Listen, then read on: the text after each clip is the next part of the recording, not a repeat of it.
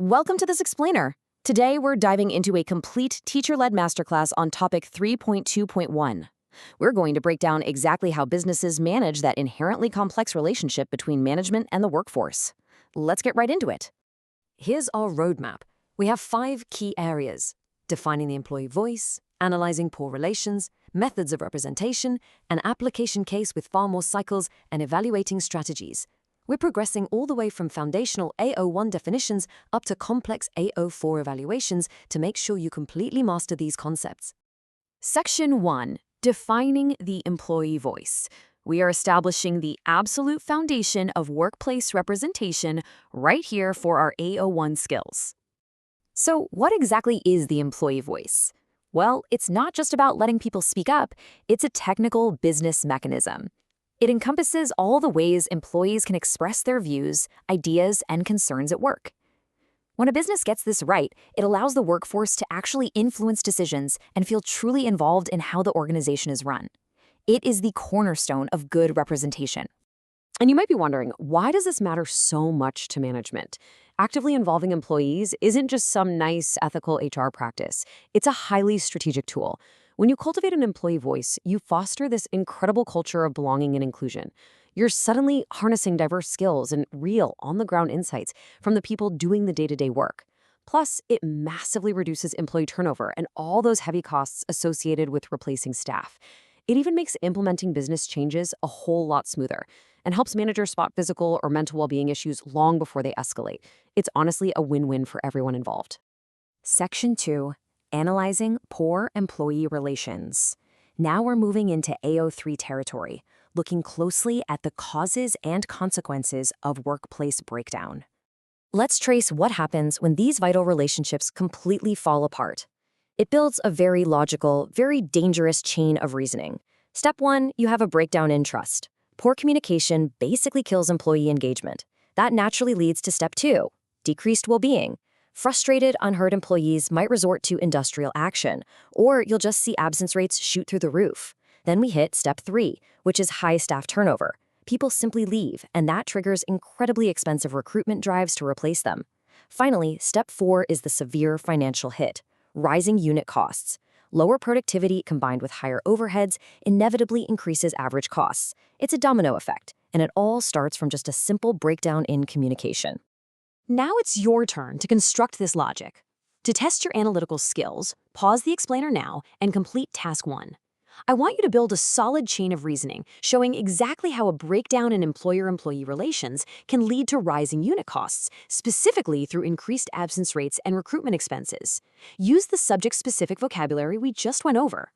Moving on to Section 3, Methods of Employee Representation. Here, we're critically evaluating individual versus collective approaches for our AO3 analysis. How do employees actually channel their voice?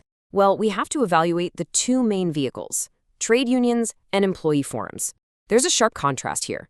Trade unions are organized, external groups formed specifically to protect and promote worker interests. They negotiate powerfully on a collective scale with employers. They bring a lot of leverage to the table. On the other hand, employee forums are internal. They're groups of employee representatives who meet regularly with management to discuss workplace issues and improve communication. While forums definitely promote a more cooperative, collaborative environment, they often lack the sheer collective bargaining power of a traditional external trade union. It's a real balancing act for any business. Section 4. Application. The Farmore Cycles case. Let's simulate a real-world strategic conflict to really flex those AO2 skills. Let's ground all this theory in a specific context. Look at this mission statement from Farmore Cycles, a fictional business case study. The mission of Farmore Cycles is to build a fairer society through cooperative ownership. It values democracy, honesty, openness, social responsibility, and caring for others. That tells you everything you need to know about their core identity. They are currently a worker cooperative. That means the employees themselves make the decisions and directly share in the rewards. But here is where the massive strategic conflict comes in. Farmore Cycles is considering becoming a private limited company. If they do that, ownership and control would immediately transfer from the workers to external shareholders. And what do external shareholders want? Profit. This transition could completely sideline the workforce's democratic values, suddenly prioritizing shareholder dividends over things like affordable pricing or employee well-being. This is a huge clash of cultures. So pause the explainer now and complete task 2. Propose an appropriate method of employee representation for Farmore cycles as they face this massive potential conflict of becoming a private limited company. Think carefully about how those cooperative workers will need their voices protected during such an intense shift. Finally, Section 5, Evaluating Strategic Improvements. Let's look at restoring trust for long-term competitiveness, hitting those top-tier AO4 evaluation skills. So how does management step in to fix broken relations and adapt to modern demands? Restoring trust requires balancing ethical HR practices with strategies that actively drive efficiency. Take empowering employee forums, for instance. That has a high impact on trust by building great internal dialogue, and it's highly competitive because it perfectly aligns the workforce with the business culture. Then you have hybrid and flexible working. That directly and highly impacts employee well-being, but its impact on competitiveness is more medium.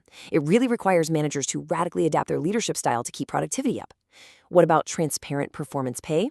Well, the financial reward can boost motivation, but it can also cause internal friction, so the impact on trust is medium. But its impact on competitiveness is high since it links directly to labor productivity. And finally, decentralized delegation. Giving employees real decision-making power has a high impact on trust and creates an incredibly agile, responsive, and highly competitive business. Now it's time for some top-level evaluation. Pause the explainer now and complete task 3.